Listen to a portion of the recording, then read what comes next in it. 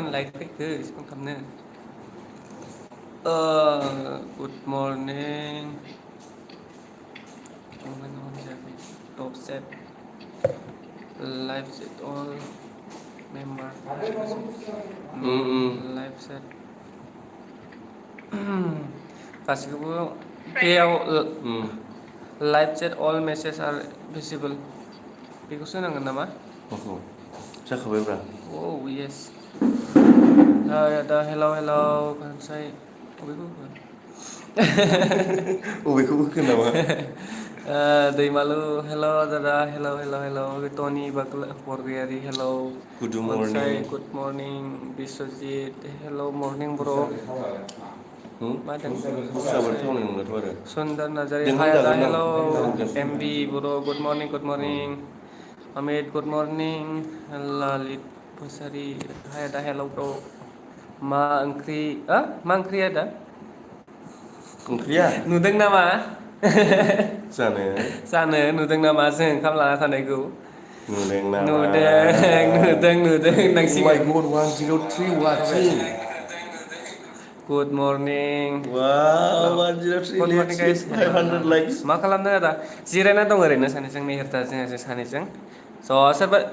सोरबा जुदि दासिमहालागै चेनेलखौ जालालै आंना बुंनाया सोरबा जुदि दासिमबो बे लाइफखौ माने लाइक होननायखौ आं बावगारगासिनो लाइक खालामनानै होबानो जाबाय good morning guys good morning hello' मा खालामदों आदा नै जिरायना दं तामांहाय गुड मर्निं मा खबर मोजां ब्र' मोजां दासाननैसो आंनिखौ कमेन्ट नायलाय या ब्र' बातासिपुर बड' मोदैनि बाना बा प्रिया बद'नो नामा मोदैनि बानाया बोरो मा लिरदोंमोनलाय मा खबर आदा मोजां हा कारदिया ना जोंनि ककआव फैना हेन्डसाम जाथारबाय प्रिया बर'ना जाथारबाय जानो लोमजादोंसो लोमजागासिनोसो दं दाखालिनिफ्राय मैयानिफ्राय लोमजादों गगा मोननाय दै सोलायदोंना आंना एसे हामहांदों ना ओमफ्राय बियो लोमजादों आंना जाला बिदिबो जायो हरबाय आं जिखुनु औ एक्सट्रा आदाया इउटुबार मा हरनोसै मेसेज थेंक इउ ब्र' दिबेला मुसारि हा दे आदा जेबो जानांगौलै क'क्राझारनि मोनबाथाय लागोन सासेसो भाय बहा बेरायखो आदा मोना थोदस मारै होनखो ना मानो बे मा होनदों आदा बहा बेरायखो बेरायनायाना जोङो दाखालि मामोनलाय बड'फा कालसारेल कमप्लेक्स बेयाव थांदोंमोन ओमफ्राय आरो दाखालि साननै जाबाय दे अभार ब्रिजनो मा होनोमोनलाय फ्लाइअभाराव थांनाया क'क्राझार फ्लाइअभाराव मेहेर आदा फैनानै मानो उन्दुनो हाया नों माबे दे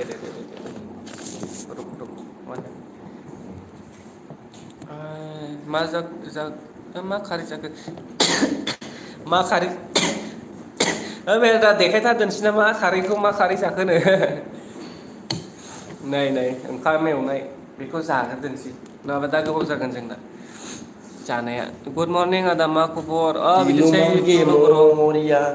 हेल' गाइस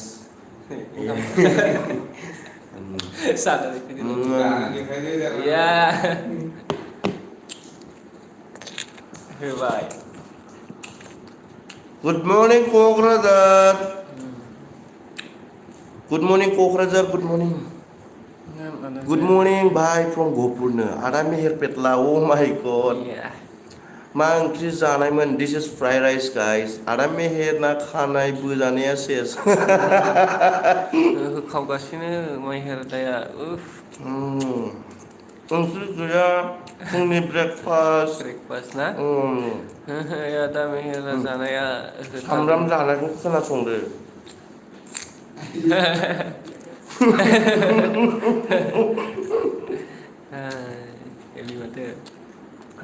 आदा मेहेरा माथो बिराद उन्दुयो होबाय उन्दुमारो बिरादनो हराव फुङाव सिरिखौनो मोना थाबनो दासो सिखारदों आं येस बाजै हटेलाव जाफैब्रा आदामोन बाजै हटेल ना बाजै हटेलाव बिथिंमोनलाय बैजाय दं दाने दारिखौबो जालाबायखायो बिनिखायनो मेहेरा जालाबायखायो बिनिखायनो गेन्द्रा गेन्द्रा द्रानो लाइक खालामद' गाइस येस नों माला थांदोंमोन खालामदों नों खेबसे चेक खालामनानै क'क्राझार मा जायगायाव दं ओंखाराखै माथो दानि अबे क'क्राझार मा जायगायाव दं नों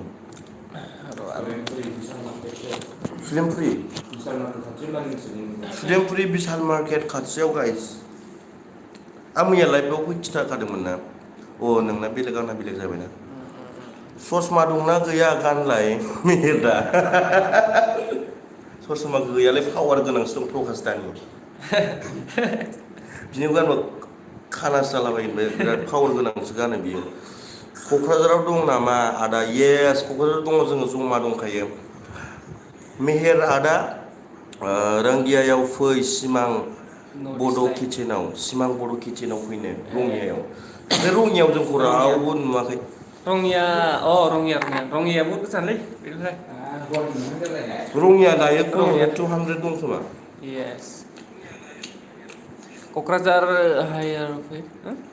क'क्राझार हायेराव फै आदा बबेबा हायेर बबे जायगायावबा आदा नोंनि बाक्सा क'क्राझार दैमायाव फै बाक्सा संकस दैमायाव सराइबिलाव रिप्लायबो होआनो नों रिप्लाय हरबाय थालाय बबे सोर आङो नों एफा मोजां रिप्लाय होबाय खोमदोन ब्र ओंखामखौ जानो लाजिबाय नामा आङो ओंखाम उखैयाखै दसे थानानै जादोंसै ओमफ्राय मुलिबो जानांगौ मैयानिफ्राय लोमजादों हरसे फेन लायो ओमफ्राय दै सोलायनाय जादों ओमफ्राय दिनै सोर होनाय फांखाखौ मिथिया गोजांदों आं फाग्लासो हिनजाव लादो आदा मेहेर बोरायबाय नायदोंसै नामा मेहेर दा सासे सोरखौ दैमायाव फै संकस दैमायाव फै फ्रम सराइबिल मेहेर दासो मिथिगोनलै आं जायगाखौ मिथिया सिख्लाफोर थांनो ओरैनो फैया मेहेर दिनै जों क'क्राझार टाउनखौ एक्सप्लर खालामगोन होनलाय क'क्राझाराव ना क'क्राझार टाउन ओमफ्राय जों थानाया क'क्राझार टाउन नङा नंगौ दिनै माने जों मेन टाउनखौ एक्सप्लर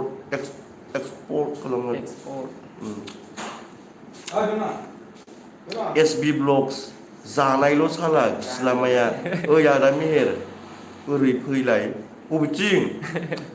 बे माबाया SB ब्लग्सआ क'क्राझारनिखा आंनि लाइफआव फैबाय थायो बे आयु सनि गयारि नै बे आं आगैखौ सिनायो हेल' मेहेर दा हेल' खोमदोन बेबि खोमदोना बेबिसो नोंनि उम्माबाव बुंबावबाय नोंखौ नंगौना केटा थांबाय येस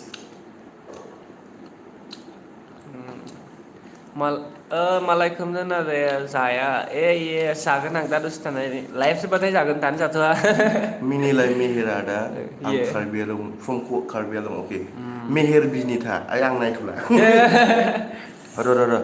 ओइ आदा एनिथिं एमजे ना मा होनगौ एनिथिं एमजेखौ एनिथिं एमजेआ दा फैगोन एनिथिं एमजेखौ आं दाहाय जुदि फैयाबा डेन्जार रायखागोन मिथिबाय ओमफ्राय बेसेबां फैखो 100 फैयाखै मोनबेसे लादों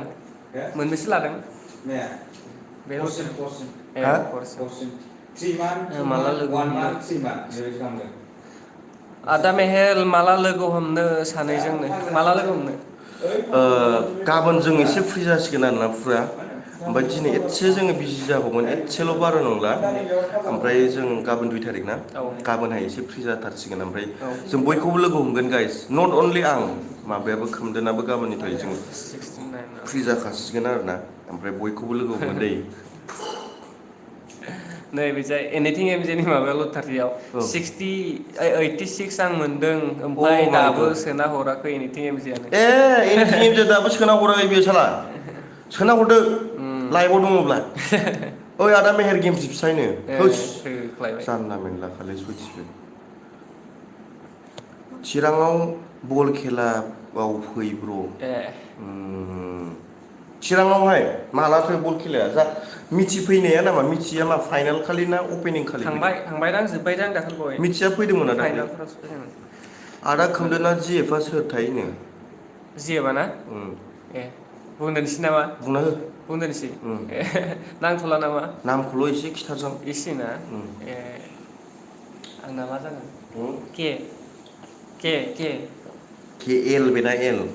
सोरना एल आंना बोरै एल जाखो नोंना के नालाय औ के एलनि एल औ येस आदा खोमदोन रिप्लाइबो होआलै जुसि वारि अके जुसि वारि एकदम मा दङ लाइमोननो एलजों लाइमोन थाङोना आंना ना ए लाइमोन आरो आं ओंखाम जाग्रोनि नों आं ओंखाम जाग्रोनि गुड मर्निं मेहेर दा खोमदोन आदा सना सानैबो थेंक इउ आदा मेहेर नोंनि उदैखौ देखायलायनो ओइ देखाया आंना उदैया बिराद दाम गोसा मिथिबायना एसेबां गोथाव जानानैसो आं उदैखौ बानायदोंना बेनिखायनो आं उदैखौ देखायनो बोरैबा मोनो जायफ्रा दासिमबो खोमदोननि सेकेन्ड चेनेलखौ साबस्क्राइब खालामाखै अननानै साबस्क्राइब लाइक शेयार खालामनानै हो ओमफ्राय रावबो थांनो नाङा 1K वाचिं खालामनि दिनै 1K वाचिं ओमफ्राय लाइकखौ जोङो खालामगोन दिनैहाय 1K लाइक खामान टारगेट लाइक ना हेलौ दा मेहेर मा ओंख्रि जागासिनो नोंलाय गोथाव नुथारबाय लुगैथारबायसोनो ओइ आदा मेहेर मिनिसुला लाइभ फैदोरा नोंसो हिट जायोमोन आं फैदोंबा दिनै गगा मोनदोंना बोरैबा माथोआनो माबा खख्ला होनलाजोबो नै जानायानो बुंनाय लोगो आं बुंथ'ला मा जादों मेहेर मा जादोंनो मेहेरा राङापारायाव मेहेर आदा रांफ्रा आइयावनि भिडिअ लाबो रांफ्रायाव ओमफ्राय मेहेर दा माला फ्लाइअभाराव माला थांबावगोन बुं फ्लाइअभाराव गाबोन फ्रि जाबा थांसैब्रा नों मिटाप खालामनो लिंहरजोबदो बयखौबो बुंहरदो भिडिअनि गेजेरजों होननानै बुंहर मा येस नङा माला गाबोनबा फ्रि मोनगोन ना मोना ओरैनो बुंनानै आरो मैया थांदोंमोन जोङो मैयाबो थांदों आरो दाखालिबो थांदों फ्लाइअभाराव मोना दे खोमसि ओमफ्राय रावबोथ' नुखायानो बेयाव थांबाथाय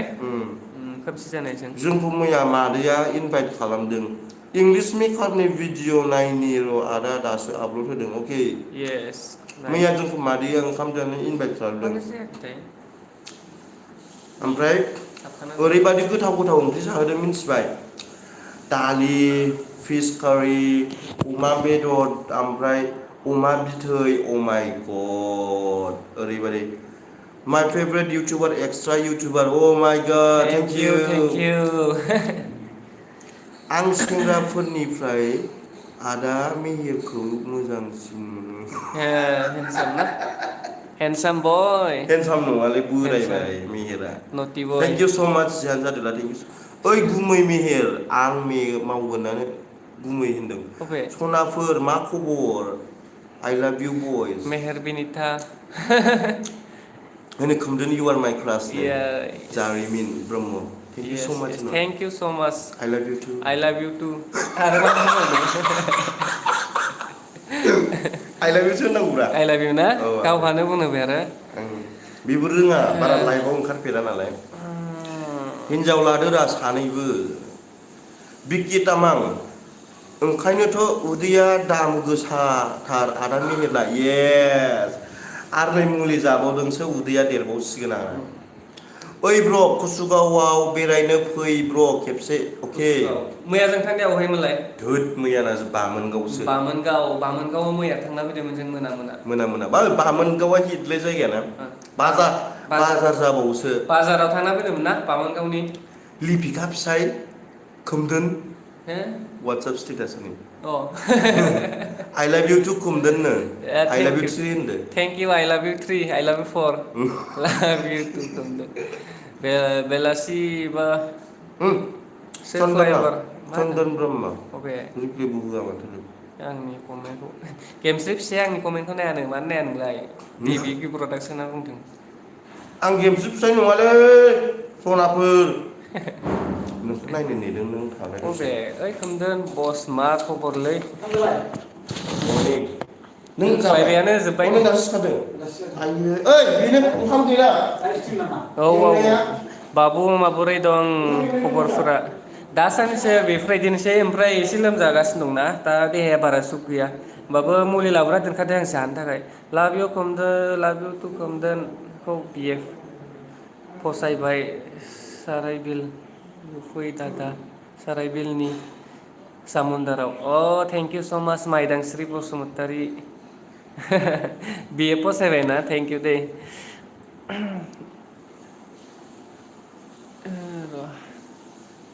आदा प्रकासखौबो लाबो आदा प्रकासानो ना दासो सिखारदों आदा प्रकासा खैथा जाखो 9ता 10ता जाबाय जा उन्दुयो बे बिराद लेट जोंनिफ्राय बयनिफ्राय लेटआ आदा प्रकासानो बेनिफ्राय आङो दा दसे थानानै आङो आंनाथ' सिलभार प्ले बाटन मोनखायाखै नालाय स' आदा प्रकासनि सिलभार प्ले बाटनखौ खेबसे नायगोन आं दाखालि सानब्रैसो जाबाय सफैना थानाया खिन्थु आं दासिमबो सिलभार प्ले बाटनखौ नायाखै माने 100K जाबाथाय मोनसे सिलभार प्ले बाटन मोनो ना आं बेखौ दासिमबो नायाखै MBL प्रडाक्सन रिप्लाइ होआनो आदाया होयो ब्र' होयो ओइ आदा मारै दं बिदिनोसै प्रबिन ब्लग निजोम वाइदि आदा मोनालाय माथो रिप्लाइबो होआलै गावस्रा ब्र' होयो नायसननाय जायाना समायाव जारिमिन जोंहानाव फै आलासि जानो दतमायाव सानैबो अके जारिमिन ब्रह्म थांगोन दे आं सोंगोन र' बेजाय दतमा दङ मैया नोंसोर बेसे टाइमाव फ्लाइअभाराव फ्लाइअभाराव दंमोनलै जोङो ना मैया क'क्राझार फ्लाइअभाराव खमसे खम 7ता टाइमाव जादों ओमफ्राय दाखालि बावैनाबो एसे लेट जादों नामा 7:30 बेफोरबायदि जादों ओमफ्राय मैया प्रकास दा आं मेहेर दा आरो सासे प्रितम दा बे जायगानिनो माने लकेल सासे बेयो जों साब्रै थांदोंमोन फ्लाइअभाराव बेनिफ्राय पुलिसफोर जों थांनाय समाव मेन माबा गोजौआव गारिखौ लाखिगोन सानदोंमोन बिनिफ्राय पुलिसजों दाब्राय जादोंना फ्लाइअभाराव पुलिसफोरजों दाब्राय जादों मैया गाइस मैयाहाय पुलिसफोरजों मानसिफ्रा लाखिजालाजोबदों माने एक्सिडेन्टसो जादोंमोन खोमालै एक्सिडेन्ट नङा जानो मा जादोंमोन बिबा जायखिजाया गारि गंनै फैदोंमोन पुलिसनि गारि गंनैल' नङालै एसे दामि पुलिसफ्रा थांदोंमोन आरोना मा ओंख्रि जाखो दादा मोननो आदा नोंसोर सुदेमफुरि गामियाव दं नामा दङ मेहेरदानि गोदान भिडिअ फैबाय माथो नोंना थांबायदां थांबायदां 10ता जाबायना 10ता बेखौ जोङो मेहेरदानि मैयानो हरनि 11टासोआव आपल'ड खालामखादों 12टायाव आपल'ड खालामना दोनखादों मेहेरदाया बेनिफ्राय मैया फुंनि टाइम होनानै दोनखादों 10ता जाबाथाय गावनो अलरेडि माने आपल'ड जाखागोन नै ओंखाम जागानानै आखाइ सुहैगासिनो दं गावनो मालाय आपल'ड जानानै थाबाय भिडिअ सेडुल बानायना दोनदोंमोन ना बेयाव पुलिस फैदों दादा फ्लाइअभारावहाय मैया पुलिसफोर थांदोंमोन माबा मोनसे प्रब्लेम जादोंमोन खोमा आदा मेहेरा क'क्राझारनि भिडिअ होदों नामा गुड मर्निं क'क्राझार होदों आं मा ओंख्रि आदा ओंख्रि गैया माने मुलि जानो थाखाय ना माबा मा होनोमोनलाय फ्राइड राइस खालामदों ना मानो नेटआ उरला नेट नहीं रे बाबा नेट पैक नहीं है नेट पैक नहीं है ना पूरा खत्म हो गया पैसा भी नहीं है ना गाइस आंना पूरा फैसाबो जोब्बाय 000 गुगल पे आवबो 12 थाखाल'सै ओमफ्राय एक्सचेन्जआ फन खालामदोंमोन आरोना मेडाम बायद'आ তোমা আপনার বাবে কর্পোরেটর ব্যালেন্স কম होनना बुंबाय আপনি 199 ব্যালেন্স করা होनना बुंबाय ओमफ्राय आं होनबाय আমার পয়সাই নাই কি করে होनना बुंबाय आं मोर 12 थाखा मात्र আছে गुगल पे होनबाय आं गुगल पे ना सोनानै हरदो सोरबा मेहेरदानि नाम्बारखौ होदो नै होदोंसै दां मबाइलखौ नै बेजे देखायबाय नाम्बारा थांबाय होनोसै नाङालै नाङा ना नङा बेलेन्स सोना हरगोनब्रा सोरबा आदा दारिखौ सिननानै ला क'क्राझाराव सिनगोन दिनै टाउनाव आंनाव नटिफिकेसन फैदो आदा मेहेरनि भिडिअ'आ एनिथिं एमजे if you are watching live please come today you have surprise yes love you ada love you too ओंखाम जाखांबाय नामा आदामोन from Andhra Pradesh ओंखाम ना मेहेरदाया जाखांबाय मामोनलाय चिकेन बिरियानी बिरियानी आंनाव दादा मेहेरनि नाम्बार दं आंनावहाय दंबाथाय बेलेन्स सोना होबानो जाबाय मेहेरदानो बास्रा गुगोल पे आवबो 12 थाखालाय दंसैनो बेलेन्स नेट पेक गैलाना फुरा जोंना जोबखाबाय नोंना गैला नै आदा हेन्डसाम बे अनजालि बसुमतारी थेंक कफनि इउ स' माच मैया लाबोनाय बे कफनि ओमफ्राय नै बियो माबानि अह' होननायनि ना बेखौ जानानै बोरै जायोमोनलाय होद खिनाय जाखायो फाग्लासो आसरित दे बे मुलिया बिराद पावार गोसा दा नोंनि भिडिअखौ आं जों मैया फ्लाइअभारनि होलांबाय नुस्लाबासै होलांखाबाय फैदो नुस्लाबासैनो ब्रह्म माला फैनो नागिरखो फंबाय यालाय माला क'क्राझाराव गारना थां आदा मेहेरखौ गालां दादा खोमदोन क'क्राझाराव मा होनदों क'क्राझाराव गारना थां येस मा होनदों थांखालि गारना थांगोन नङा थां आदा मेहेरखौ गालां गालां दादा खोमदोन क'क्राझाराव आदा मेहेरखौ गालां दादा खोमदोन क'क्राझाराव गारना थाङै आंखौ गारना थांबाथाय बे आन्दायखाबाय बे रोंखाया आंसो रोंसिनखायो नै के आर स्वर्गयारिनो रिप्लाय हरनांगौ नों अबे के आर स्वर्गयारि रिप्लायबो होआ आंनिखौ अके ब्र नेक्स्ट टाइमाव जुदि नों कमेन्ट खालामबाथाय नुसनबायबाथाय आरो ना समाया नुसना ना हास्लाबालै हास्लाबा कमेन्टआ ओरै दावखोलांबाय थायोना बिराद सरिलै सनाफोर प्लिज गाज्रि दा मोनथार देबि केडि ब्लग हेन्डसामलै नों खोमदोन थेंक इउ स' माच ब्र नोंनि नोजोराव आंखौ हेन्डसाम नुनायनि थाखाय आरो ना बयबोथ' नुवाना सोरबा सोरबाल' बयनाबो नोजोरा आलादा जायो आदा बयबो क्रास जाखाया साफा येस सानैयाल'सो क्रास येस जाखायो हेटारबो थायो गोबां जोंनासो क्रास गैया खेला दानाबा आं दुखु मोनलायलाङो आदा क'क्राझार आदा थाख्लुमोन थाख्लुख्लु आदा तुकुलु टुकुलुमोन मा खालामदो टिभि बड' फेमिलिया होनहरदों रिप्लाय हरदो अबे आं नुवाखैनो आदा कमेन्टखौ टुकुलु टिभि बड' फेमिलि नोंनासो टुकुलु आंना खानाय दंथ' टुकुलु अननानै जोंखौ टुकुलु होनदों बोरोमोन इस बा खानाय गैयाबा टुकुलु जायो आरो बेना जायोब्रा आदा खोमदोन थांनो रोङा नामा आदा मेहेरनो नोंखौ सोंदों आं थांनो रोङोना रोङानो रोङा बियो रोङाना बे हारसिं रोंखा रोङोलै आन्दायलाजोबगोन बियो बेखौ क्रासखौसो साफा माबायाव थिथागुरियाव नङाबा बे मालदांफारायाव सोबानो गैला आन्दायबाय बियो जायगायावनो मैया बोरै आन्दायदोंमोनलाय न' सेरावनो मैया औ बा गुगोल मेप नायबाबो नागिरनानै मोनला जायगाखौनो फाग्लासो वा दा आननेसेसारि आननेसेसारि ना जायगायावनो गिदिंबाय थायो खिन्थु खामानियानो खर'आ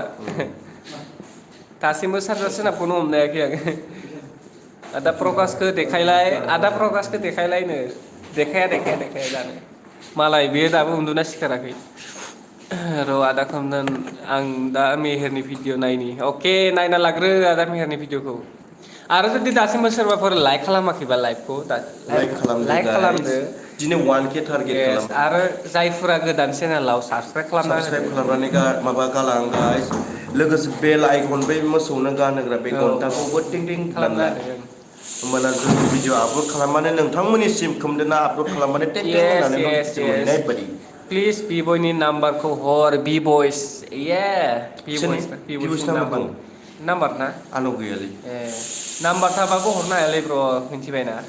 दुखु मोनो ओरैनो आं दा बेनो हरगोन बिब'सनि नाम्बारखौ हरगोन बिदि नङा खोमदोन आरो ना नाम्बार सेयार खोमदोन खालामलायनोबो माबायाव नाङा खोमदोन नार्जारियाव दां आदा प्रकसखौ खिन्था बार रिकुइस्ट माथो र' दा एक्सट्रा लाबोफागोन आं इउटुबार 77 नङा बहाय हा बेयाव नङालै खोमदोनावसो खोमदोनाव इसको क्यों लगा दिया ये कौन से ये इसको नहीं लगाना चाहिए हाँ पेड प्रमोशन ना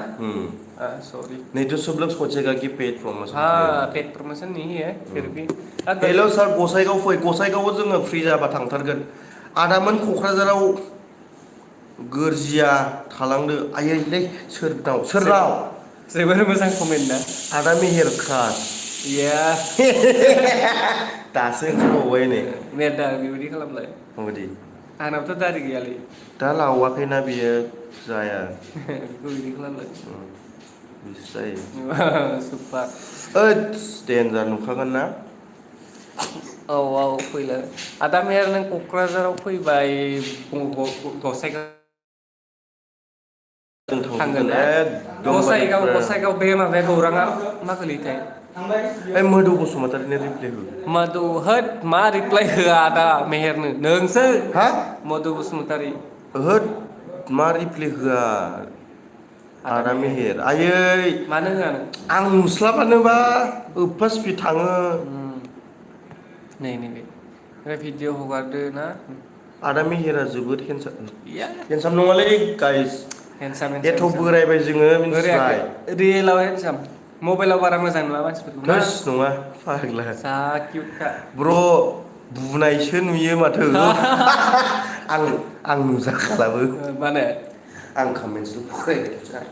जाबाय दा बेमार जालायबाय आंना यामिनी गुड मर्निं आदा गुड मर्निं मा खालामदों मोजां निजोमा पि ए बर' हेल' आदामोन मा खबर मोजां दा साननैसो मोजां मा दैथुन बर' आदा मेहेरनि मिनिनाय खनसे र' थांगासिनो दं साइदआव बास्रा लोमजानानै गुजुगासिनो दं दाखालिनिफ्राय लोमजादोंमोन दैलि मुलि जागासिनो दं ओइ आदा मा खबर भुबनेस्वर मोजां आंनि SMS खौ नायासै आलासि जाफैनो जोंना न'आव सेरफांगुरि न'आ सेरफांगुरि मेर दा सेरफांगुरियाव बेजाय दा थाहैनोथ' आलासि जानो लिंहरदों सोरबा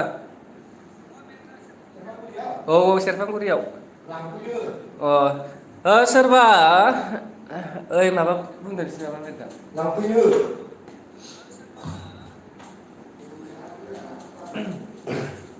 मा बुंनो लोगो हमनोबा हमफैनो हागोन बे थायाथ' हासिंनि नङा नै सानबागोरा माबे थागोन ना गोजौ थांगासै खोमा गोजौ सोर होनाङालै मा खबर हेल' क'क्राझाराव थांनानै बेखौ साबसे गथायखो साबोसे गथायखो नों क'क्राझाराव फैनानै सोरो नोङो आंथ' फथायफेराखै गथायफेराखै ओमफ्राय जिखिनि दङ आरो जेनेबा रायलायसो बिनानावसो बेफोरबायदि जेनेबा लाभनि रिलेसनशिप गैया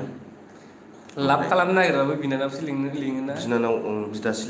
लिंखायो सिख्लाफ्रा बोरायखाबायबो नालाय थिगानो आंहाबो बिनानाव गैखाया नालाय जोबोद दुखु होननांसिगोन बे जेसमिना बाक्सानिलै जेसमिन बाक्सा जेसमिन जोंनि बाक्साथिंजाय फैया नामा बाक्सा मोनो ना मोना मेहेर ब्र'खौ कोरियान बायदि नुयोनो Yes, BTS हेल' आदा प्रकाश अलसिया गुड मर्निं मारै मिथिखो बे सिखारनायखौ नुदोंदां नुवाखै उनावबो आदा मेहेर बोराय नुला जाबा माथो आदा नै मैया ना मामोनलाय बामोनगावमोन ना औ बे आदा नोंसोर बामोनगाव थांनायखौ मिन्थिब्ला लोगो हमगौमोन जों माने बियो जोंनि खामानियाव नङामोन बियो माने मोनसे न'खराव बामोनगाव होननाय जायगायाव थांदोंमोन माने बेनो मोनसे माने प्रकाश दाजों जों थांफादोंमोन आरोखि ना बेयाव माने मोनसे फेमिलिया माने गोबां खस्थ' जानानै दङमोन बेमाराव गोलैसोनानै थ' बेखौहाय माने प्रकाश दाया भिडिअ खालामनो थांदोंमोन बेवहाय जों थांफानाय जादों आरोखि ना ओमफ्राय बेजों लोगोसे जों बामोनगाव बाजारखौबो एसे नुबोबाय ओमफ्राय बिराद गिदिर माबायाव मिशन दंमोन ना मोनसे बेप्टिस्ट मिशन दंमोन चार्च दं बेखौबो जों नुबोदों बेयाव थांदोंमोन आरोखि दिनै नुगोन ना बे ब्लगखौ मैया थांनाय ब्लगखौ नुनो हानाय ना नोंनाव आंनियाव दिनै आं होनाय नङाबो जानो हागौ थिगबो गैया दा मोनाफ्राव बे ब्लगा फैनोबो हागौ बाजारखौ एसे लादों आरोना हाटगाव हालां बाजाराव फै आदामोन दाउला खासि जाहोथारगोन हेल' औ हेल' आं मैया गोदाव सोराव 1K जाबाय दादा अबे 1K जाखो आंना नेटपेक गैयाना बेयाव नेटपेक गैया मा होनदों माला आदा नोंसोर जुमाय लोङोना लोङा जुमाय ना दा लोङालै जों चिराङाव फैब्रा ब्र चिराङाव मेहेर देस लांगोन बे जायना जों थांनाय समाव बे जायनिफ्राय थांनायाथ' एसे गोबाव जाखागोन ओमफ्राय थांनाय समाव बे जाय मा हाबलांगोन जोङो गासैखौबो गोबां मानसिफोरखौनो लोगो हमलांगोन माने जायखौबा बे जाय बाक्सा उदालगुरि चिरां बिजनि बेफोरबायदि गासैबो हाबलांजोबगोन जोंना प्लेना बेफोरबायदि जेखि जाया जों दिनै 1 तारिख ना फैनाय मासनि 1 तारिखसोआवसो जों न'आव सहैगोन दानो सहैखाया थाङा खालि थाङा बर' नोंसो थानाय आरो साननैसोनि गेजेराव मोनसे मोजां एनाउन्समेन्ट खालामगोन जोङो बेनि थाखायसो बेयाव फैदों नालाय साननैसोनि उनाव दा माने खामानि थाखाय नालाय बे खामानिखौ जोङो जेब्ला माने 1/2% जागोन अब्ला एनाउन्समेन्ट खालामनानै होदोनोसै साननैसो नेबावदो जों बेयाव फैनायनि जाहोनाथ' बेरायनो फैखायाखै नालाय बेरायनो फैब्लाथाय जोङो दा बेरायबाय थाबायमोन खिन्थु जों दा बेरायनो इसेबां टाइम गैया बेनिखायनो खामानिखौ जोङो जा मावगासिनो दं बेखौ जोङो बुंनानै होगोन साननैसो आरो साननैसो बारा गैथारला जोंनि हिनजाव मा दादा हन क'क्राझारनि हिनजाव हरफासै नोंसोरनो लांफागोन ना लांफाया मोनबाथ' लांफागोनलै ना आं लांफानोसै लांफानोसै ना बास्रा मेदाया नागिरबाबो मोनला सोरखौबा फथायनो नागिरबाथाय बिदासो लिङो मा होनो खिथानो गसाइगाव फैमारो नामा आदा येस थांगोन आदा जोंनि बाक्सा मुसलपुराव फैब्रा बेरायनो होनना फैया दा मेहेरा फैगोनसो बाक्सा गसाइगाव ओमफ्राय मेहेर दादा हिनजाव लाबोदो एस मा होनदों भारत मोसाहारि आं सुपार सेट हरनो नागिरदोंमोन रिप्लाइखौनो होआ आं सुपार सेट हरनो नागिरदोंमोन ना नङा मैया अखा हादों नामा हायाखै फेन सालायगासिनो दं गोजौआव साहा लोंनो फै खोदोम थलायाव साहा लोंनो ना खोदोम थलायालाय नैबावनो दा बहाय नैबावनो खाथियावनो लाबोना फैदो रुमाव नेगासिनो दं होनांसिगोन ना मेथाइ जाहोथारदो दा क'क्राझारनि हिनजाव दा लांखा ब्र थोरसि लथा सुनो रोङा क'क्राझारनि हिनजावफ्रा माथो थोरसि लथा सुनो रोङानो फ्रिदम बसुमतारी रिप्लाइखौनो खालामा माबा मिक्सफा सरि आदा मेहेर मैना फुख्रियाव फैदो आदा खोमदोनखौ लाना आंखौ मैना फुख्रियाव लांदो बाक्सायावसो बियो बाक्सा आं नामखौ ओरैनो खोनायोल' जायगायाव बबे जाय दं बेखौ थांखांबाय आं मैना फुख्रियाव आं जेबो मिथिया नायनालां बाल रिप्लेबो होआ बे मधु बसुमतारी बिनिखौ माबाखौ नुवाना बे मोजां हरनायखौ खालि ओमफ्राय बिदि रागा जोंनायखौसो नुफ्लांबाय थायो रिप्लाइ हरा आरो रागा जोंबाथाय बे अब्लासो नुयो कमेन्टखौ आदा मेहेर हिर' थारलै नों थोस नङालै मा सुपार आं हिर' जानो खोनानो मोनदों मेहेरासोला हिनजाव नागिरनो थांदोंनो खोमदोनाव बे राइट आंनि चेनेलाव थानाय कमिउनिटियाव नायोमोन नुगोन रोङोलै आदामोन थोरसि सुनो क'क्राझारनि थोरसि सुनो रोङोनो आजाय बसुमतारी आदा नों मानो आदा मेहेर बादि दारि लाया बेना दारिबो गैया दारि दङ आङो सिनबाय थायोना गैया बिदिनो थगायदों नंगौलै दोंब्रैसोल' दङ नै दारियाना ओंखारगोन साननैसो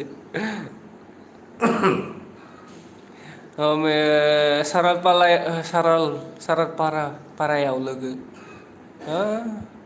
सरलपारायाव ओंखार दा सरलपारायाव ना मा होनदों सरलपारायाव लोंनो थांनो ओंखारनाय सरलपारायाव लोंनो थांनो ओंखार थोस जानला मेला जाबोखागोनदां लोंफ्लांबा ओमफ्राय बोरमा बेदरजों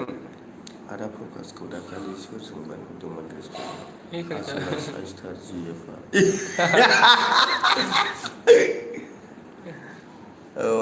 क'क्राझारनि हिनजावफ्रा दख'नाबो गाननो रोङा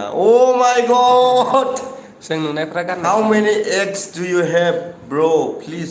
आदा साबसे दं एक्स डु इउ हेभ नो इउ नोंनिखौ नट मी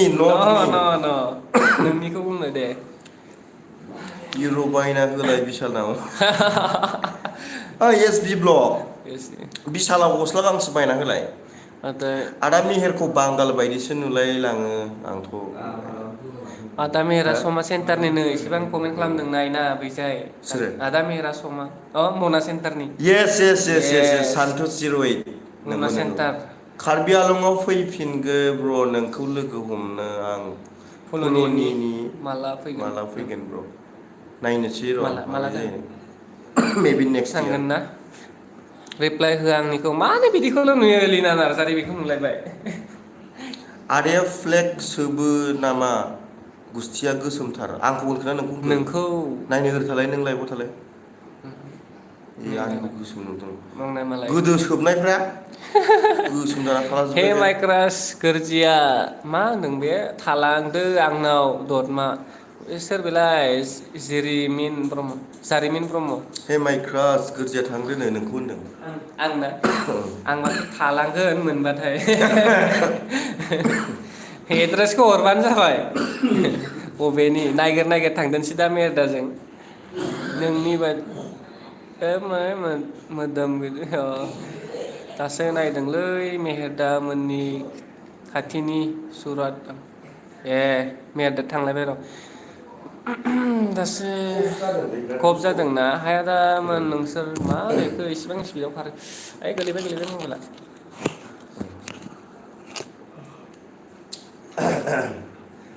मा खालामदों आब'नो S B blog S P block आब' सोरखौबा बुंखो हु इज ननसेन्स आब' हाय आदामोन नोंसोर सानैनि हाबायाव आंखौबो लिंहरलै लिंहराबा गाबबाय थागोन लिंहराबा मुसलपुर फैदो दारागाव थांनो फ्रम मुसलपुर येस अके र' एसे उनाव थांगोन साननैसो उनावहाय साननैसो इंलिश मेकार फैदो माथो हा अफाय हलि मलि वाट दा आननेसेसारि पेन औ हलि मलि नंगौना अरिजिनेल नंगौना नङाबा अरिजिनेल नङालै आं दाखालिनिफ्राय अरिजिनेल र' आं चेक खालामनो र' हायाना बेखौ चेक खालामनो अरिजिनेल माबोरै ओमफ्राय बिनि माबाखौ नायनो आं थाबनो माबाखौ मोनथिनाय ए फेकसो आं मिन्थिखायोना इंलिश मेकारनि मोननै गोबां मानसिफोर माबा कमेन्ट खालामबाय थायो फेक नामजों इन्जय खालामनो नों थाखाय बोरैबा जुदि अरिजिनेलबाथाय सरि दै आरो नङाबाथ' आरो हेल' ब्र आइ एम फ्रम बाक्सा गरेस्वर औ गरेस्वर ना दाखालि गरेस्वरनि ट्रेनिं सेसनखौ मोनसे लाफादोंमोन आं ब्लगाव ओमफ्राय गरेस्वर थांनाय जाबाथाय हाबलांगोन बायदिलै आङो जों बि गरेस्वराव बयसनावसो हाबहैगोन ना औ पि बयसखौ खेबसे लोगो हमलाङो ओरै खाथि जालांबाय नालाय ट्रेनजों थांबाथाय दाखालि फैगोन होनदोंमोन बास्रा खोथा हरबाथाय आं बुंहरदियाना थांगोन होननानै माने हायोनो फैगौमोन आरोना ट्रेन स्टेसनाव बेफोरबायदि बुंहरदोंमोन बि बयसआ आंखौ एबार थांबाथाय हाबलांगोन र' सानैसो दं बेयाव लोगो ब्र हमलांगोन नोंनि मिनिनायखौ जा मोजां नुखायो खुला खुलिना नोंना मिनिनाया फुरा हेल' फ्रम बाक्सा गरेस्वर आदा मेहेर नोंसिनि हटेलाव चावमिन जाहैयो आं ए नोंमारगौ स्टेटास दे बरिया आंनि नाम लानानै साहा लोंबोबाय था आदा मेहेरा साहा लोंनो थिनहरदों साहा होदो होननानै आदा मेहेर दा जिएफ फथायनोमोन नामा फरेननिमोन औ आंनि येस आंनि गोसोथोनाया फरेननिमोन आउट अफ इण्डिया फिलिपाइन्सनि थिकादार जानो समायोलै आदा मेहेर उदै गेन्द्राद्रा माथो हाब थिखादारबा खम सिख्लाफोर खारफागोन ना कन्ट्रेक्टारसो कन्ट्रेक्टार थिखादारा थिखा जायोलै बिरादनो फैसा थाखानि थिखा जायो कन्ट्रेक्टारासो हिट ओमफ्राय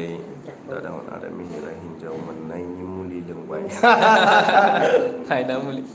नङा बिदि नङा गाइस बिदि नङा गवालपारायाव फै मालाबा आदामोननो अबे मोनसेयाव थांफागोन दे नों बुंलाय जेरै मोनसे थांगोन राव खामानि जोबनो ना एनाउन्समेन्ट होदोंसै साननैसोनि उनाव ना आदा एसेबां गोबावबोथ' लाखिजायाना माइसे दुगा नुयो आदा मेहेरखौ माइसे दुगा नुयो थैस दुगा जायो नामा एथ' ओइ गला मेहेर होबाय बाला सोगोमा ओइ सोगोम फैबाथाय आं थाला लाइभआव मैया आंखौ बेरा गाज्रि जावदों बियो नों रायज्लायदो दे आं सोगोम फैबाथाय थायालै सोगोमा बिराद गाज्रि कमेन्टस लिरो एक्सट्रा इउटुबारना जेबा समायनाथार आयौ नोंगौ मिथिया आङो जाखागोन गावबो हेन्डसाम नङालै हेन्डसाम जाखानांगोन ना हेन्डसाम बेफोरबायदि नांलाया आंनो खालि मिलायबानो जाबाय ना लाइफआव मिलायनायासो इम्परटेन्ट नोङो ओरैनो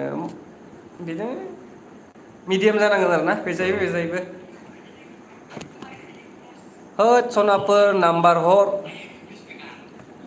बोरो नाम्बार हर आदा मेहेर पेटलानिखौ नोंनि मेहेर माबा नाम्बार नांगौनो माधु बसुमतारिया रिप्लाय होदो दहायनिफ्राय होआखै सोर अबे बे माधु बसुमतारी होद सोनाफोर नाम्बार हर आदा मेहेर पेटलानिखौ होद लाइभआव होजायालै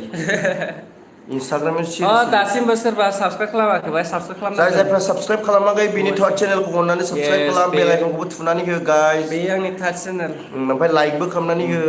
एन्ड माधु बसुमतारी इन्सटाग्रामाव नेगासिनो आं नोंखौ औ इन्सटाग्रामाव ना बेनिफ्राय आंना आं मोनसे बुस्थु देखायनो दै र' दा आंनि माने मोनसे आं देखायनि र' बोरो बोरो बोरो बोरो बोरो बोरो 492 518 520 नै आंनि मोनथाम चेनेलाबो 18 मोनसेया 18 मोननैया 18K आरो मोनसेया 86K मोनथाम नुबाय मेहेर दा नुबाय थेंक इउ स' माच दै जोबोर खुसि नांदों आरो ना माने 18 आरो आसा खालामो गाबोनबा समफोर 20 जागोन आं दे बे मोनसे भिडिअ आपल'ड खालामबाय थानाया माने बे लाइभ होबाय थानाय चेनेला मोनथाम चेनेलावबो बरिया गाइस काम अन 100K थाबैनो 100K औ इमि कंग्रेचुलेसन्स नो या थेंक इउ स' माच आब' इमि बे इमि आंबो ना थेंक इउ मा होदों ओइ मेहेर नोंनि माथो जों सारि भिडिअ खोनायो मा होनदों मेहेर नोंनि माथो सारि खोनायो अबे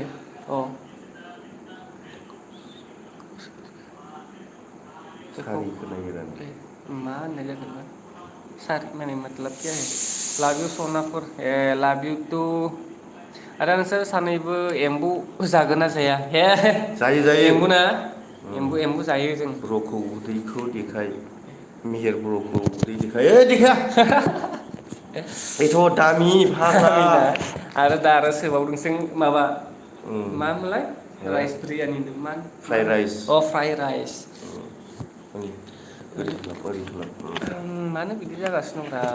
बिदि नङालै आंनिथिं नङा नोंथिंसो वाइ लाजिलायो फाग्लासो लाइभ फैग्रायानो बा बा नै नोंना कमेन्टआ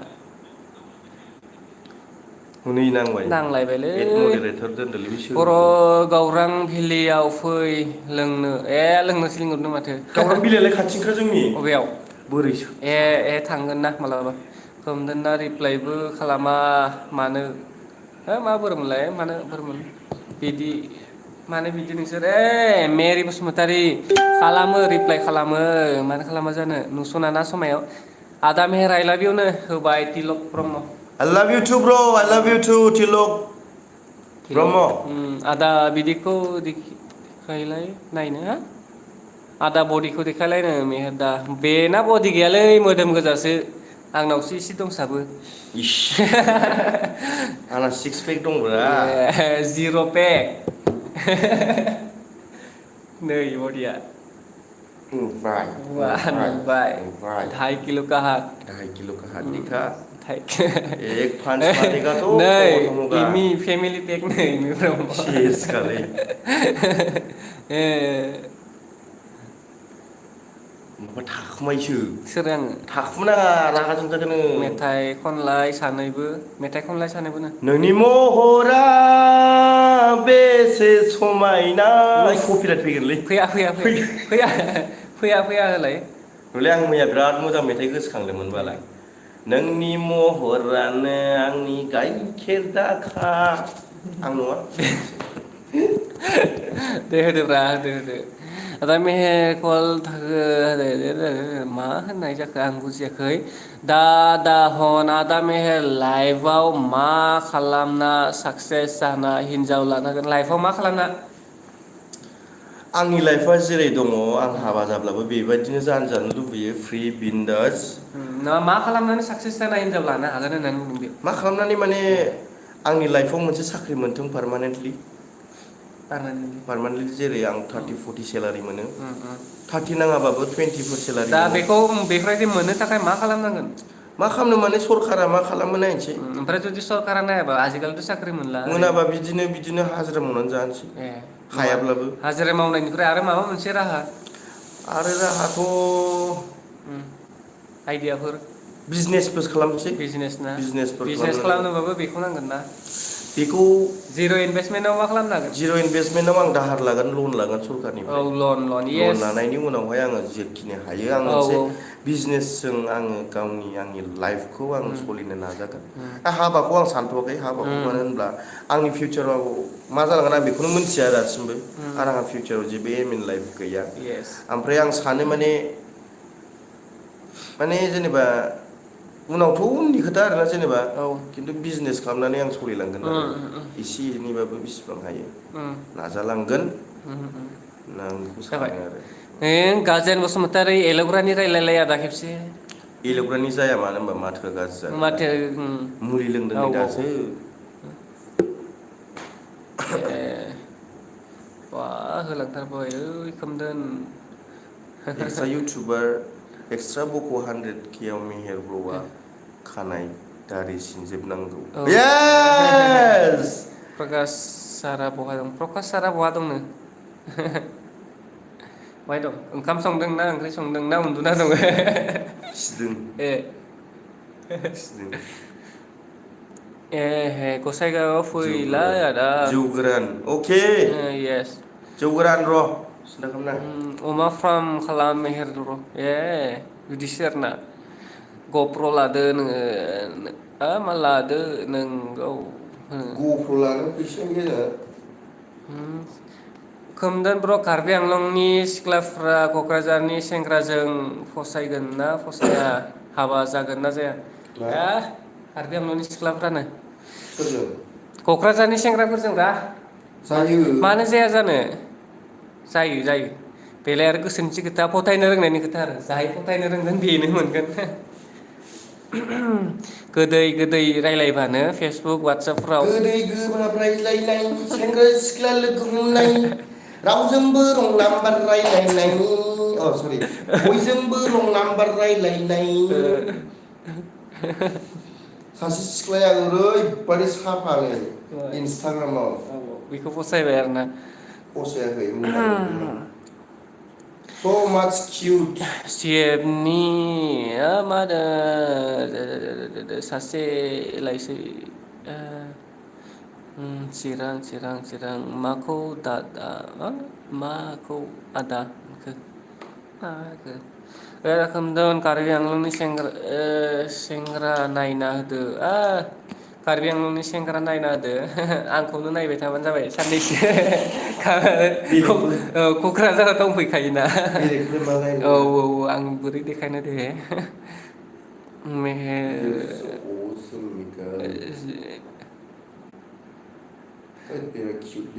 अबे चिराङाव फै आदा येस थांगोन बि बयस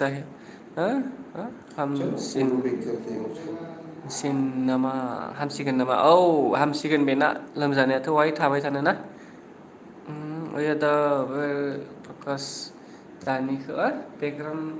Happiness बेकग्राउन्ड never नायनो goes from our प्रकास style. दानिखौ बेकग्राउन्ड नायनो नाङा देखायाना ना बेखौ देखायजायो गाज्रि मोननाङा दे येस ओइ आदा मेहेरसाला सोर हिनजावखौ वाट्सएप मेसेज हरगासिनो नों हराखै आं इन्सटाग्रामाव सिख्लाफोरसो नायदों दैलि ना क'क्राझाराव मा होदों आदा खोमदोना मा खबर जतिमा कृष्ण आंना ना दासाननैसो मोजांबो गाज्रिबो बिदिनो लोमजानायनि थाखाय एसे बोरैबा ओमफ्राय आरो बाखिखिनियाथ' मोजाङानो आदा 20K Oh my जाखागोन God. येस 20K ना बोरैलै मबाइला नायदोंसै दाबो 19 थाङाखैदां जाबायदां थाङाखै साबसक्राइब बानायाखै बायदि मोनदों आं मानसिफोरखौ गोदान नुदोंमोन नामा दहाय ना मा नुदों औ आं नायनो खेबसे बेसेबां जाखो साबसक्राइबारा आंना येस 100 बेसेबां एसे बारिदों कितना हुआ है 18,300 ऐसा हुआ है दासिमबो सोरबाफोर जायफ्रा साबसक्राइब खालामाखै साबसक्राइब खालामना होबानो जाबाय बेयाव दिनैसो मिथिबाय आदा Oke, patah खबर नाङि ha? मा होदों नोङो? दिनैसो मिथिबाय आदा मा होदों? Oh my god! मेरदा आं बाहेरायाव थांग्रोनोसै नामा? मानो ओरैनो खामानि दं मोनसे। जि सोमना दोनदों आङो बेखौ सुहैदोनसै। एम्बु बदिसो मेहेरना ओइ टाइम पास क्वेश्चन ओइ खोमदोन ब्र' औ ब्र' मा खबर?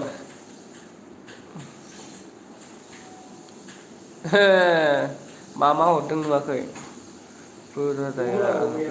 खनजु बर' रिप्लाइयाबो दादाया आंनिखौ येस होगोन मेहेर आदाखौ बुं खोमदोन दादा BGMI नि आइडि बिगौमोन बेनिखौ नोंनि बेनि BGMI नि आइडिखौ भिडिअनि डिसक्रिपसनाव थांनानै नायबानो मोनगोनदां ना मेरदा? फुल जाबाय फुल जाबायनो फ्रेन्ड लिस्टआ फुल जाबाय ना माबायदि?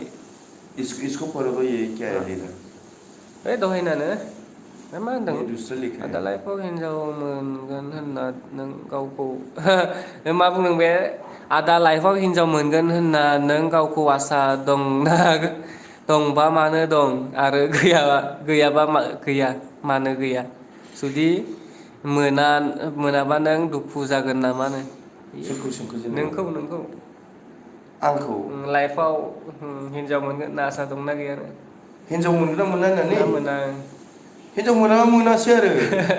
लस गैया मानो मोना जानो ना? बेचलर जाना एसेबां हेन्डसाम मानसिफ्रानो नहीं लड़की से हिंजाव से कुछ मतलब नहीं है ना क्या सिंगल इज बेस्ट बॉय सिंगल थाबासो बयजोंबो लाइन मारिनो मोनो बावखुंग्रि हाजो बेरायफै अबे जाय दं बावखुंग्रि हाजोआ कल फैसिगोन दे बेयाव अहाय बेयाव ना औ इउके आदामोन दा इउके 07 राइडारजों भिडिअ बानाय प्लिज इउके 07 राइडार बे एसेबां गोजाननि बोरै लोगो मोननांगौ जाखो बेखौ मालाय 1 मिलियन जाबाय दाखालिबावै बेनि चेनेला ना आसामाव फैदों नामा इउके दा इउके 07 राइडारसो औ दाखालि 1 मिलियन जानाय चेनेला एसे क'क्राझाराव फैब्रा क'क्राझाराव फैमारदोंसो रायदों आदामोन मोनसे नाम्बार कल खालामनां सोर बि जेनेबा आंनि खामानि दंसोलै मेरदा नों थानोसै नामा दोनदो मेहेर गेमस्रि बेस्ट रिलेसनशिप ओइ बिदि नङा गाइस बिदि नङा मिथिबाय बिदि हामा मिथिबायना हामा आदामोन दा इउके राइडारजों भिडिअ बानाय आसामाव फैगोन अके नायनोसै माब्रै जायो सम मोनबा खालामगोन एसेबां गिदिर राइडार्सफोरजों जोंलाय बोरैहाय लोगो हमनांगौ जाखो थ' दायो लोगोफोर आंनि फरेननि स्टाइल रायलायनोसै मा खालामदों आदा FC गेमिंआ जोंखौ सोंदों जोङो दायो नोंथांमोनजों रायलायजों लाइभआव फैनानै नोंथांमोना माबोरै मोनदों गेमस्रिखौनो लाब्ला गैयाब्ला मेहेर मोनला नों रावखौबो धोद जाम्बा गेमस्रि क्या बोलता है रे इमानिता दैमारि मेहेरानो सिंगल इज एट्रेक्टिभ है थांबोला जोब्बायलै Singleness is attractive option of the इदि लिरनाङा XGF को oh my god XGF को भाषाखौ रायलायलाय कामुस्टाका XGF नि भाषाखौ गै आं फिलिपाइन्स मोनसे मेथाइ खननो रोङो Pääbo Pay आगिं Filipino, wapare fucking gon yopo, kumaganda hasigona, zige, umapanda hasigona, zige, yo, sama masa solo pos soporta. Filipino, Filipino, pebo, kemudian Agustusnya faidoं bo, live ona. Biar जाहैबाय माबानि Philippines song guys. Philippine songs ना Okay in खालामदोंसै लाइभखौ Okay बुंहरदो settle first brother then think of your relationship yes bro Sanjeev thank you so much आंनो बेबायदि मोजां बाथ्रा बुंनायनि थाखाय thank you स' माच ब्र एल'नाय माने एल'नाय बेखौ खेबसे बुंलायनो एल'नाय माने एल'नाय माजों एल'नाय बिदि होननाया ट्रेक्टरजों एल'दां माथो नोंथांमोना सोमदोननि चेनेलखौ एल'वाखै औ नोंलाय खोनाया दे आंबो दोनसै आंना नै ओंखामा गुसु जानानै दं दहायनिफ्रायनो आं बावदोंसोमोन गुसु जाबाय आं जाग्रोना लादोंसै आरो सोरबाफोर लाइक खालामाखैबाथाय लाइक खालामना होदो लोगोसे चेनेलखौ साबसक्राइब खालामनानै होदो हा मा अ थ' दिनैनि लाइभखौ दोनथ'नोसै माखासे इसेबां 55 आयै दे मेहेरदाया मोनसे गोदान भिडिअ आपल'ड खालामदों नोंथांमोनहा मेहेरदानि गोदान भिडिअखौ नायबानो जाबाय दासो आपल'ड खालामदों बारा गोबाव जायाखै स' बाय बाय दिनैनि लाइभखौ बेसिमावनो दोनसै बाय मेहेरदा आं ओंखाम जादोंसै अके मा नों दानासै होदो आंसो रायज्लायनोसै अके बिदिब्ला खोमदोननि चेनेला आंनि आखायाव दं दायो गोसोबादि रायज्लायनोसै आङो लाइक खालामदो गिबियावनो दिनै खोमदोननि चेनेला आंनावहाय गाइस बुबावनो आदा मेहेरनो लादो गेम्सखौ आदा क'क्राझाराव फैरा क'क्राझारावनो दङ जोङो दायो क'क्राझार टाउनावनो दङ माबायाव सोदोम मा होनोमोनलाय गामिया सुदेमफुरियावनो दङ मिन्थिबाय बै पानि टेंकि गिदिर दङना बैयो बिनि ओरै साहाथिं दङ पानि बै गिदिर टेंकिया दै टेंकिया बिनि जोंनि साहा जायो आरोना जोङो साहा सानजायाव दं आरो बिनि एसे साहा सानजा बे बिशाल मार्केटनिफ्राय ओरै सिदा फैनांगौ आरोना सोनाबहाथिं आदा बिनिथाया मारै जाखो नोंना बिनिथाया मिन्थिया बियो सेंग्रा ना सिख्ला खिन्थु बिनि नामा बिनिथा खिन्थु बियो बयनावबो गाज्रि कमेन्ट्स खालामो ओमफ्राय बेखौहाय जों हमनो हायो जेनेबा माबादि बहानि होननानै जोंबो मिथियो आरोखि ना बिनिथाया बहानि जों बेखौ ट्रेक खालामनो हायो नाथाय जों एसेबांबो खालामा जेनेबा बे जास्ट फाननि थाखाय खालामो अब्लाबो माखासे कमेन्ट्सआ बिराद गाज्रि जायो बिनिया दुखु मोनो आरोना बेफोरबायदि गाज्रि मालायनि लाइभ भिडिअसफ्राव मालायनि भिडिअआव थांनानै बियो बिराद गाज्रि कमेन्ट्स खालामो बिनि थाखायनो आंबो दुखु मोनो बेबि बाग्लारि मेहेर दादा नोंनि महरा आंनि हायना मुलि थुस डेन्जार गाज्रि खर' फेदेरबायलै आंखौ इसिन देरखाबाय आंना खर'आ आदा मेहेर नों सरि जाहिद डाइलग होबायदों आदा अ माइ गड गोरबो खुंगुर मोननाव फै थांगोन गोरबो खुंगुरनावबो थांगोन जोङो टेनसन लानाङा आदा मेहेर नों हिन्जाव नायदोंनो आदा मेहेर मा हिन्जाव नायदों हिन्जाव नायफैयाखै जों मोनसे खामानिनि थाखायसो फैदों लाचित ब्रह्म मेहेर स्पेस थेंक इउ स' माच आदा जाखांबाय नामा आं जाखांबाय बियो दा ओंखाम जागासिनो माने ब्रेकफास्ट मुलि जानांगौना आं मुलिबो जाखांबाय लोंखांबायबो नै कफनि बर' आसाम ब्लग ब्राउन स्ट्रमेन अ माइ गड मानो रिप्ले हरा आदा 20थासो कमेन्ट हरबाय आं प्लिज रिप्ले खालाम सारासाति बर' थेंक इउ सरि बिनानाव जुदि माने ओरैबायदि जायोना जों दा जेनेबा नोंसोर लाइभआवहाय कमेन्ट्स होबाय थादोंना बे कमेन्ट्सआ माने बिराद स्पिडआव थाङो आरोना ओमफ्राय बेखौ नायस्लाबनो हाया ओमफ्राय जै हमथायोबाथाय बेसेबांबा बुरजा जानानै थालाङो ओमफ्राय ओंखायनो बिदिबो हाया आरोना बिराद गाज्रि आरोना प्लिज गाज्रि मोननाङा आगै दै डेन्स खालामना प्लिज दा मोनायावहाय खोमदोनाबो गाव बुंदों आरोना आं दा मोनायाव लाइभआव डेन्स खालामगोन होननानै बुंदों आरोना बियो दा नायनोसै दा मोनायावहाय लाइभ फैयोना फैया गावलाय बुंदोंमोन आं डेन्स खालामगोन होननानै बुंदों आरो दिप ब्लग्स एक्टर जालांगासिनो माथो आदा आंनि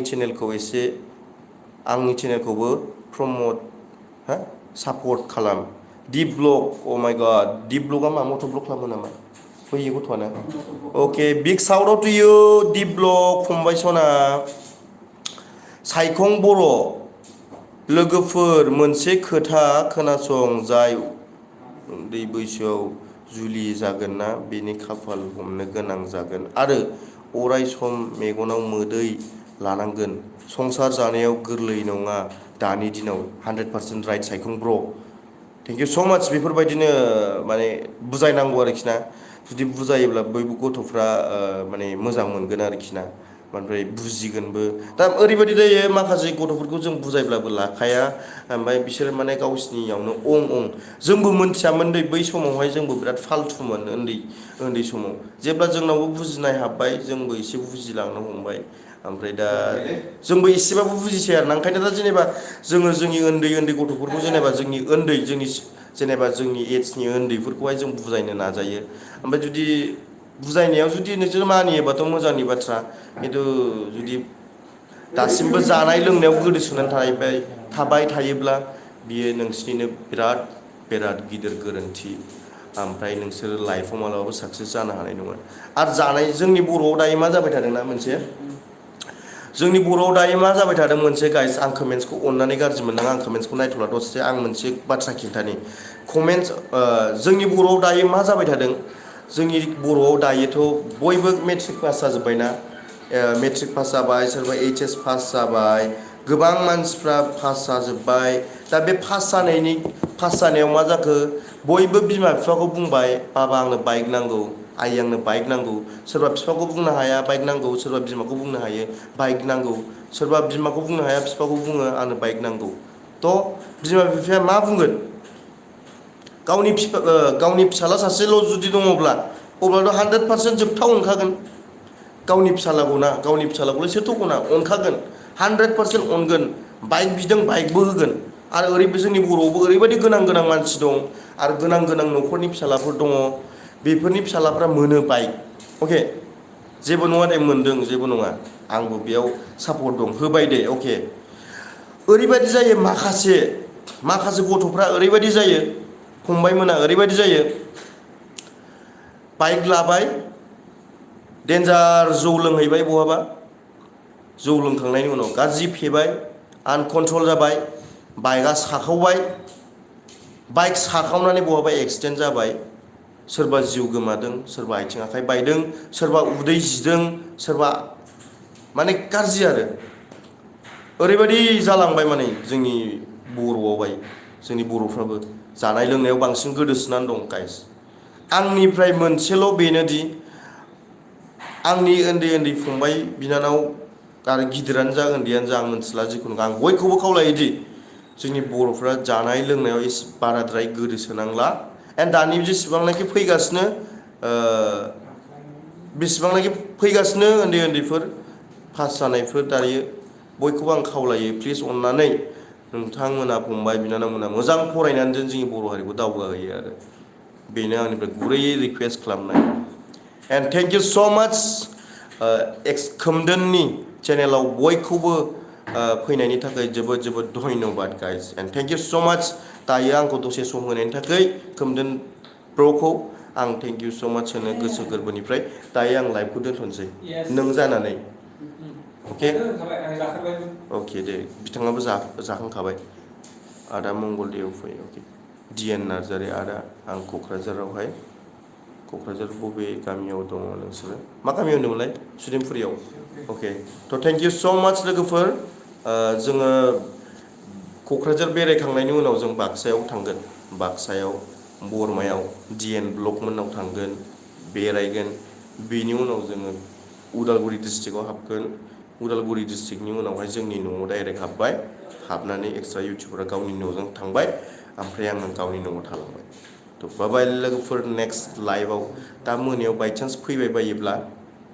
माबाया मा होनोमोनलाय एक्सट्रा इउटुबारा बियो मोसानोबो हागौ आरो नोंथांमोना नायबानो जाबाय मेहेर नोंथांखौ आं बाक्सायाव फैनायाव लोगो हमनो नाजादोंमोन नाथाय नों लोगो हमासै अके राजिब बर' नेक्स्ट टाइम जों थांखागोन नैबे बिनि उनाव आरोखि ना जों बिनि जोबनायनि उनाव क'क्राझारनिफ्राय थांफिननायनि उनाव जों बाक्सायावनो थांखागोन नायनोसै बाक्सायाव बेसिबां गोबाव गिदिंनो हायो बेसिबां मोजां जायगा देखायनो हायो बेखौ नाजानोसै थ' थेंक इउ स' माच लोगोफोर बाबाय सोरनिबा कमेन्ट्सखौ रिप्लाय होनो हायासै एक्सट्रा इउटुबाराबो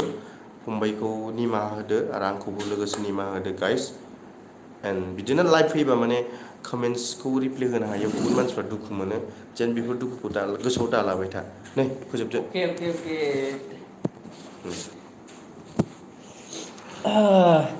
स' थेंक इउ स' माच एसेबां गोबावहालागै नोंथांमोना लाइभआव थाबाय थानायनि थाखाय थ' दिनैनि बे भिडिअखौ एसेयावनो दोनथ'दोनसै माने लाइभखौ दोनथ'दोनसै स' बाय बाय